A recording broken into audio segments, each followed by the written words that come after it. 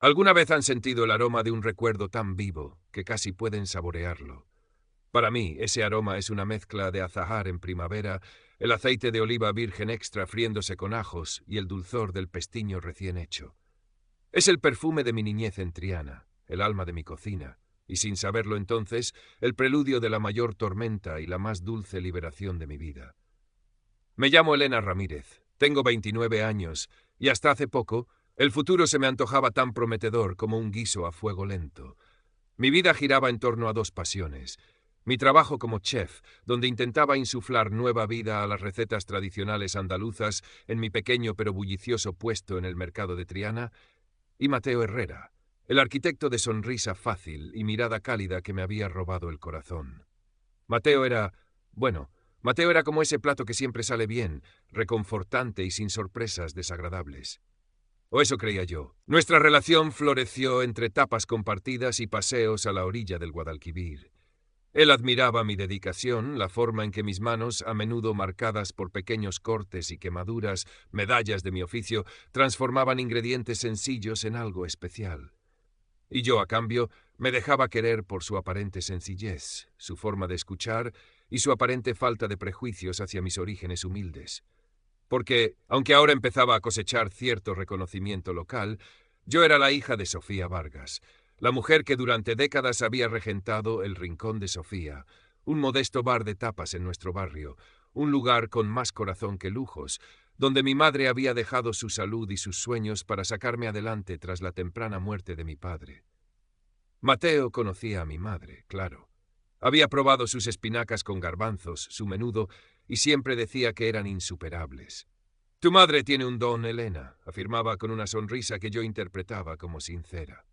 Sofía, por su parte, observaba a Mateo con esa sabiduría callada de las madres, aprobando con un leve asentimiento de cabeza y una calidez en sus ojos que para mí valía más que 1000 palabras.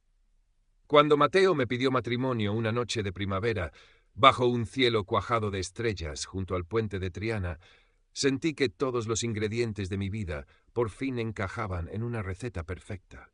El siguiente paso, la presentación formal a su familia, los Herrera de Alvear, me producía un cosquilleo de nerviosismo y esperanza.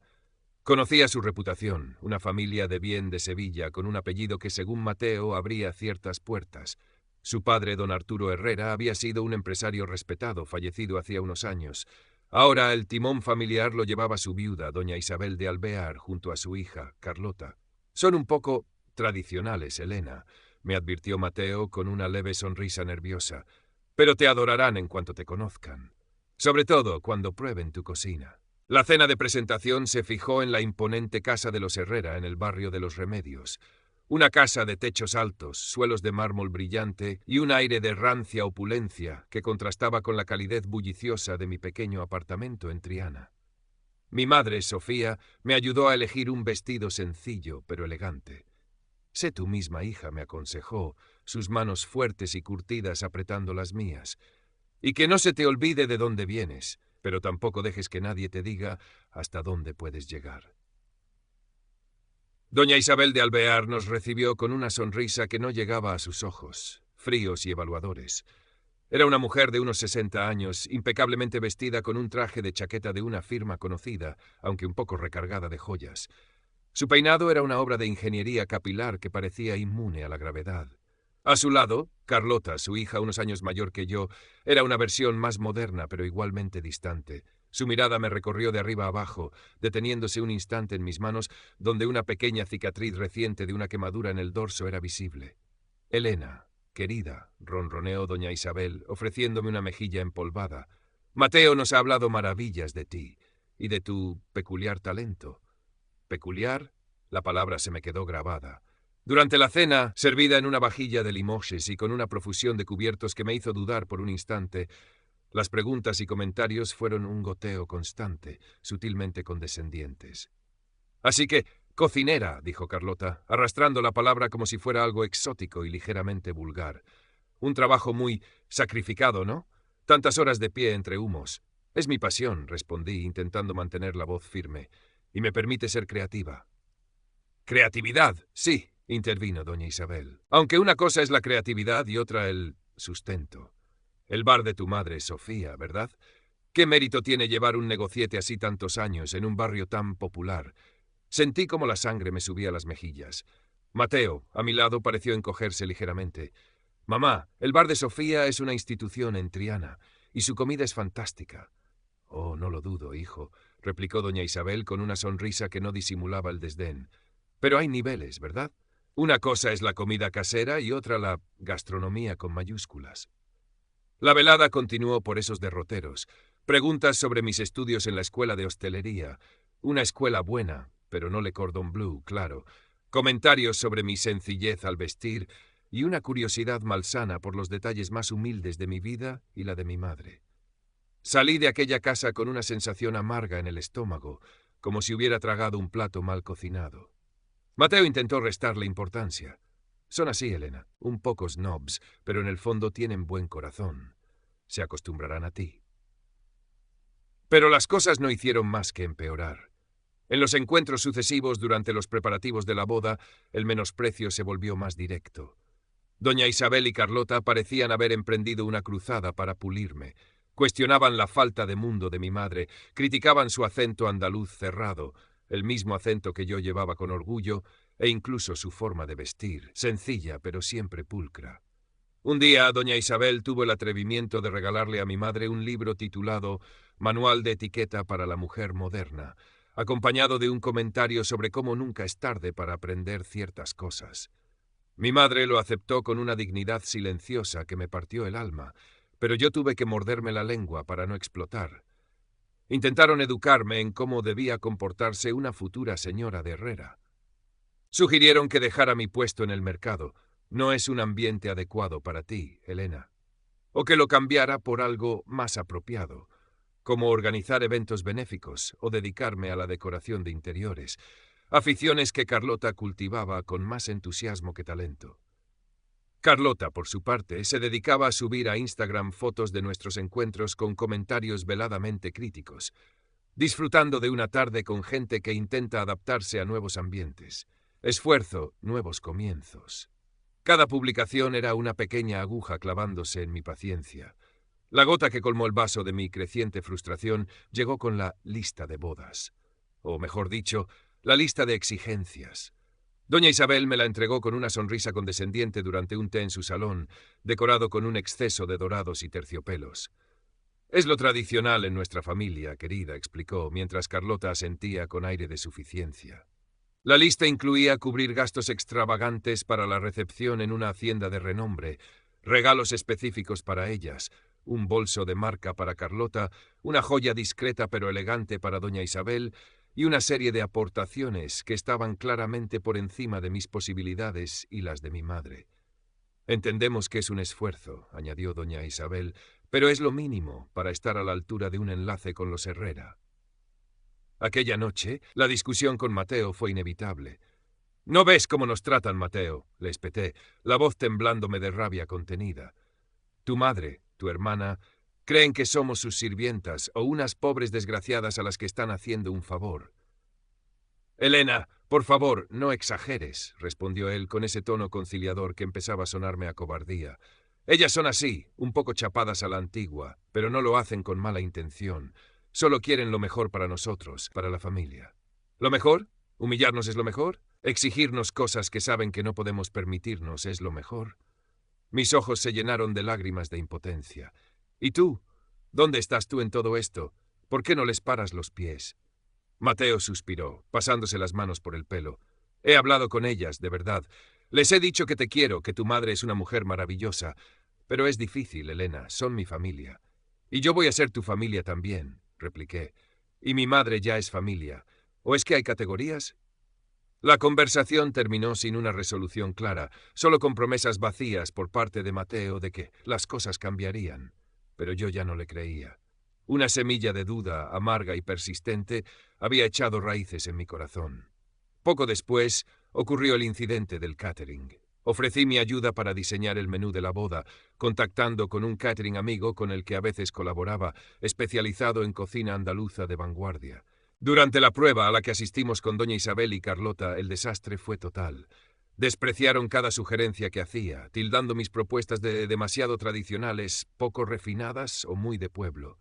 Pero Elena, querida, dijo Carlota con una sonrisita venenosa, para una boda de este nivel necesitamos algo más internacional. Un toque francés, quizás.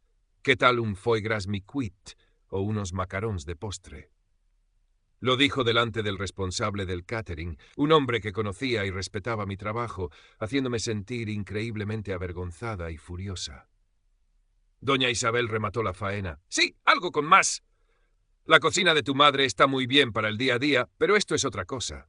Mi madre. Siempre mi madre en el centro de sus críticas veladas o directas. Apreté los puños bajo la mesa sintiendo cómo la paciencia se me agotaba por momentos. Mateo, una vez más, solo atinó a balbucear un tímido. Bueno, quizás podríamos combinar ambas cosas. Esa noche tomé una decisión. No podía seguir así. El amor por Mateo luchaba en mi interior con el respeto hacia mi madre y hacia mí misma, pero cada día que pasaba la balanza se inclinaba más hacia la dignidad herida. Recordé una conversación con mi madre tiempo atrás. Doña Isabel, en uno de sus alardes de generosidad, le había ofrecido ayudarla a mejorar su bar de tapas, sugiriendo que lo redecorara al estilo provenzal y que incluyera tapas más sofisticadas, menos rústicas. Incluso le había regalado un ridículo delantal con volantes para que esté más presentable ante la clientela. Mi madre lo había aceptado con su habitual estoicismo, pero yo vi el dolor en sus ojos. Y vi también, o creí ver, una chispa de algo más en la mirada de doña Isabel, algo que no era solo esnobismo, sino una especie de ensañamiento personal. Como si disfrutara especialmente hiriendo a Sofía Vargas. Current Park Characters, 4000. Total Characters, 1129. Aquella noche, mientras daba vueltas en la cama, incapaz de conciliar el sueño, me pregunté por qué doña Isabel parecía tener esa fijación con mi madre. ¿Era solo clasismo? ¿O había algo más? Recordé vagamente a Mateo mencionando que su padre, don Arturo, había sido un hombre de gustos sencillos, que a pesar de su posición disfrutaba de la comida tradicional y de los ambientes populares. ¿Podría ser que don Arturo hubiera conocido o admirado a mi madre en el pasado? ¿Quizás su bar o su cocina? Era una idea descabellada, pero la persistencia de doña Isabel en menospreciar a Sofía, casi con saña, me hacía pensar. Decidí que la próxima afrenta sería la última. No por Mateo, a quien todavía quería, aunque la decepción crecía como una mala hierba, sino por mí, por mi madre, por nuestra dignidad. La oportunidad no tardó en presentarse. Doña Isabel, en su afán por exhibir su magnanimidad al acoger en su seno a una muchacha de origen humilde, organizó una cena de compromiso formal en el Mirador de Palacio, uno de los restaurantes más lujosos y de moda de Sevilla, regentado por un chef con ínfulas de estrella Michelin al que ella idolatraba. La lista de invitados incluía a lo más granado de su círculo social, empresarios, damas de sociedad y algún que otro político local. Era el escenario perfecto para su exhibición, y sin saberlo, para la mía. Llegamos al restaurante. Yo, con un vestido color esmeralda que mi madre me había ayudado a escoger, sencillo, pero que me hacía sentir segura. Sofía a mi lado, con su habitual elegancia discreta, parecía una reina en el exilio, observando el ostentoso despliegue con una calma que envidiaba. Mateo nos recibió con una sonrisa tensa, consciente de la tormenta que se avecinaba. Doña Isabel y Carlota, por el contrario, estaban en su salsa, recibiendo a los invitados con besos al aire y risas estridentes. La cena transcurrió entre conversaciones insulsas sobre el último viaje a París de alguien, la nueva colección de un diseñador de moda y los problemas del servicio doméstico. Doña Isabel, sentada a la cabecera de la larga mesa, no perdía ocasión para lanzar pullas. «Sofía, querida», dijo en un momento dado, con una voz lo suficientemente alta para que la oyeran varios comensales. «¿Alguna vez habías estado en un sitio tan elegante? La decoración es exquisita, ¿verdad?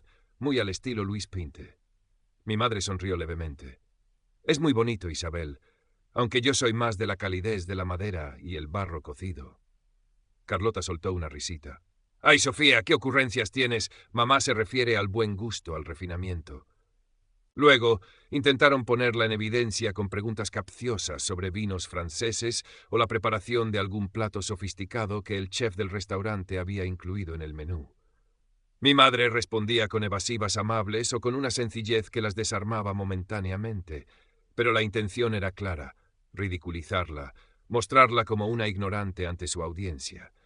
Yo apretaba los cubiertos con tanta fuerza que los nudillos se me habían puesto blancos. Miré a Mateo buscando una señal, una intervención, algo, pero él solo miraba su plato como si la conversación no fuera con él. La decepción se convirtió en una fría certeza.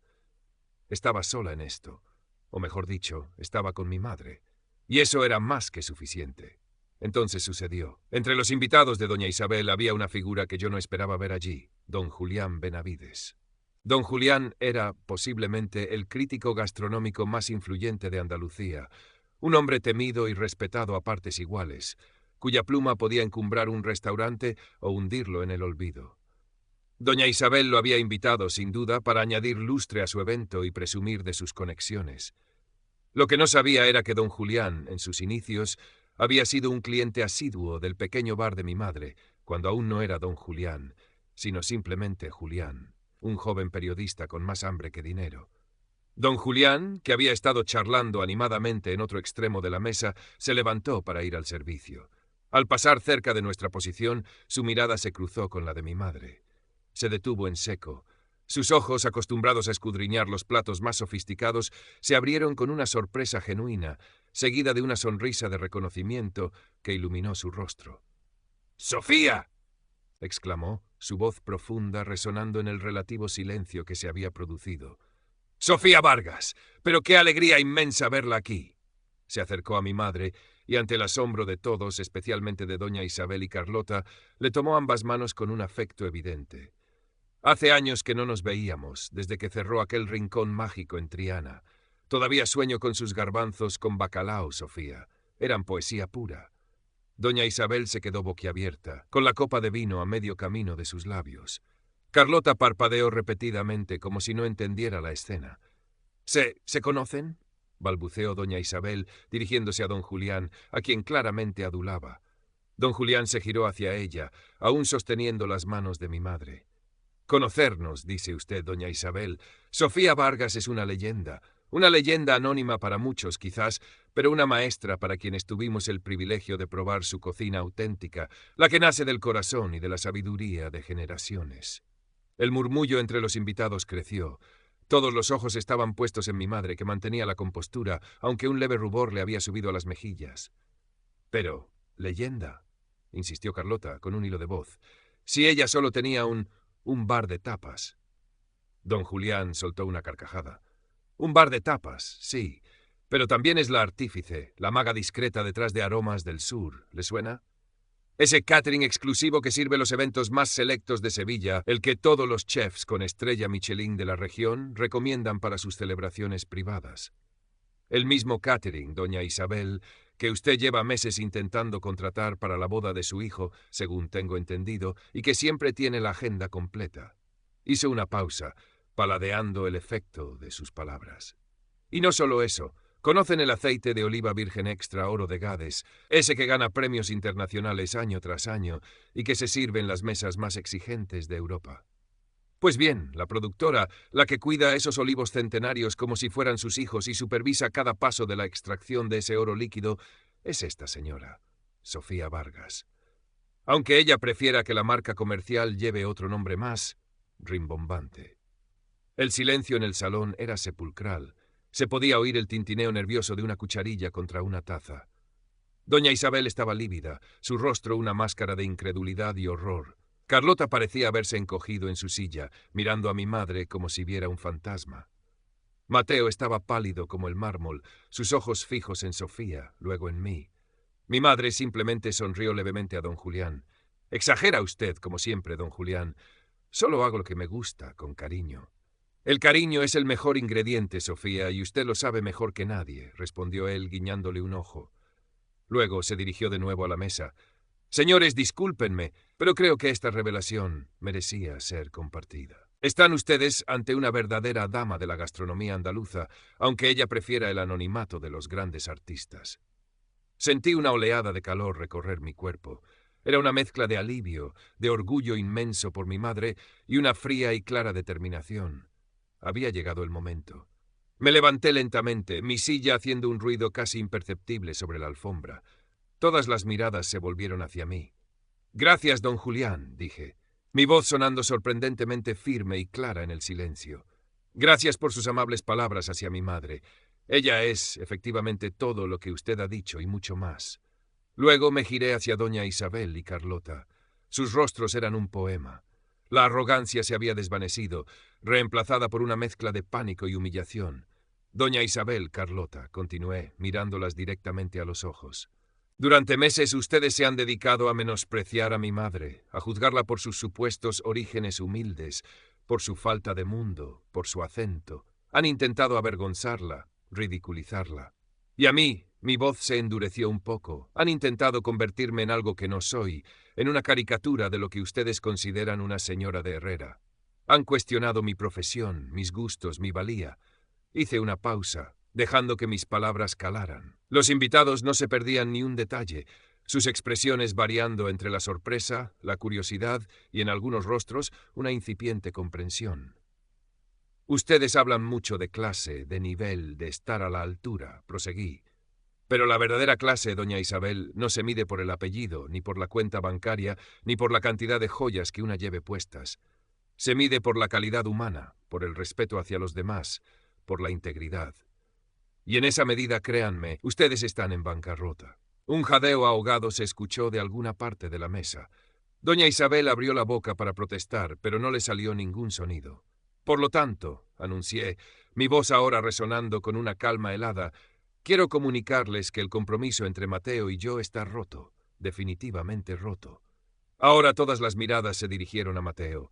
Él me miraba con una expresión de súplica, de desesperación. Mateo, dije, mi voz suavizándose un poco, pero no lo suficiente como para ocultar la profunda decepción. Lo siento, de verdad que lo siento. Creí que eras diferente. Creí que nuestro amor sería más fuerte que los prejuicios de tu familia. Pero me equivoqué. El amor, Mateo, también es valentía. Valentía para defender lo que uno quiere, para proteger a las personas que ama. Y tú no la has tenido. Me quité el anillo de compromiso, un solitario que ahora me pesaba como una losa, y lo deposité suavemente sobre el mantel blanco. Mi madre y yo nos vamos, concluí. Les deseamos una buena noche. Tomé la mano de Sofía, que me la apretó con fuerza. Nos dimos la vuelta y con la cabeza bien alta caminamos hacia la salida del lujoso restaurante, dejando atrás un silencio espeso, cargado de tensión y de la humillación palpable de la familia Herrera de Alvear. Mientras cruzábamos el umbral, escuché la voz de don Julián Benavides, clara y lapidaria, dirigida aparentemente a nadie y a todos. Hay gente que confunde el precio con el valor, y la apariencia con la esencia. ¡Qué lástima! Al salir a la noche sevillana, respiré profundamente el aire fresco, que olía a jazmín y a libertad. Mi madre me miró, sus ojos brillantes. No dijo nada, pero su sonrisa lo decía todo. Nos abrazamos allí mismo, en mitad de la acera, un abrazo largo y lleno de todo lo no dicho, de todo lo soportado, de todo lo vencido.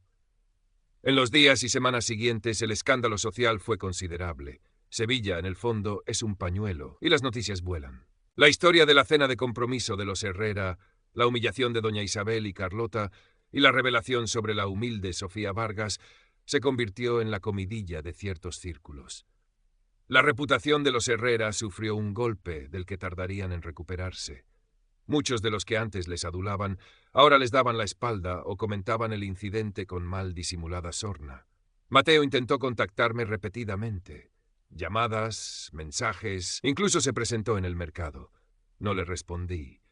No por rencor, sino porque ya no había nada que decir. Nuestra historia había terminado aquella noche, en aquel restaurante, cuando él eligió el silencio en lugar de la defensa.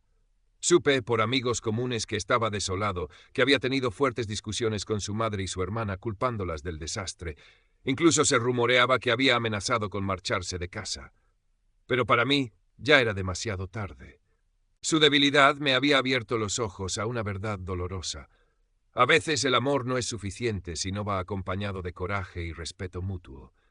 Poco a poco, mi vida volvió a encontrar su cauce, pero era un cauce nuevo, más ancho y más luminoso. Con el apoyo discreto de mi madre, quizás un préstamo ventajoso, quizás el contacto de algún proveedor de confianza, y con el pequeño capital que había logrado ahorrar con mi trabajo en el mercado, me aventuré a cumplir un sueño que llevaba tiempo acariciando, abrir mi propio restaurante. Un lugar pequeño, acogedor, en el corazón de Triana, al que llamé el alma de Triana. Un sitio donde pudiera ofrecer mi cocina, esa mezcla de tradición andaluza y toques modernos, sin cortapisas, sin tener que dar explicaciones a nadie. La inauguración fue un éxito modesto, pero emocionante. Amigos, vecinos, antiguos clientes del mercado, y por supuesto mi madre, radiante, sirviendo copas de manzanilla y sonriendo a todo el mundo. Don Julián Benavides escribió una pequeña reseña elogiosa en su columna, lo que atrajo a una clientela curiosa y exigente. El trabajo era duro, agotador a veces, pero cada noche al cerrar sentía una satisfacción profunda, una sensación de logro que nada ni nadie podía arrebatarme. Sofía Vargas continuó con su prestigioso negocio de catering Aromas del Sur y con la producción de su aceite Oro de Gades. Quizás con un poco más de visibilidad tras el incidente, pero sin perder ni un ápice de su discreción y su obsesión por la calidad. Se convirtió en una figura aún más respetada en el sector, aunque ella seguía quitándole importancia, diciendo que solo hacía lo que le gustaba, y bien hecho. A veces venía a ayudarme al alma de Triana, metiéndose en la cocina conmigo, compartiendo secretos culinarios y risas cómplices como en los viejos tiempos. Pero ahora desde una posición de igualdad y admiración mutua aún más profunda. A veces pensaba en doña Isabel. Me llegaban rumores de que su soberbia se había transformado en una amargura permanente, que apenas salía de casa, temerosa del ridículo. Supe también que su fijación con mi madre no era solo esnobismo. Al parecer, don Arturo Herrera, su difunto esposo, en su juventud, había estado profundamente impresionado por una joven cocinera de Triana que hacía maravillas con ingredientes humildes. Incluso se decía que había intentado invertir en su pequeño negocio, pero ella, independiente y orgullosa, lo había rechazado amablemente. Esa joven cocinera era Sofía Vargas. Doña Isabel, que siempre se había sentido insegura respecto a los orígenes más sencillos de su marido en comparación con el linaje de los Alvear, aunque venido a menos, había desarrollado un rencor sordo hacia aquella mujer que representaba todo lo que ella despreciaba y quizás secretamente envidiaba. Talento genuino, independencia y la admiración desinteresada de su esposo. Su trato hacia nosotras no había sido solo clasismo, sino una venganza mezquina y tardía. Carlota, por su parte, había intentado mantener su fachada de sofisticación en redes sociales, pero el eco del escándalo la perseguía. Sus comentarios mordaces ahora sonaban huecos, y su círculo de amigas se había reducido considerablemente. Ya no pensaba en Mateo con dolor, sino con una especie de lejanía melancólica. Le deseaba lo mejor, sinceramente, pero nuestro camino juntos se había bifurcado irremediablemente. Había aprendido una lección valiosa. El autorrespeto es el ingrediente principal de cualquier receta para la felicidad, y que la verdadera familia no es la que te impone condiciones, sino la que te celebra tal como eres. Hoy, mientras el sol de la tarde se cuela por los ventanales del alma de Triana, llenando el local de una luz dorada, y el aroma de mi puchero a fuego lento se mezcla con el murmullo alegre de los primeros clientes, me siento en paz. Hoy, mientras el sol de la tarde se cuela por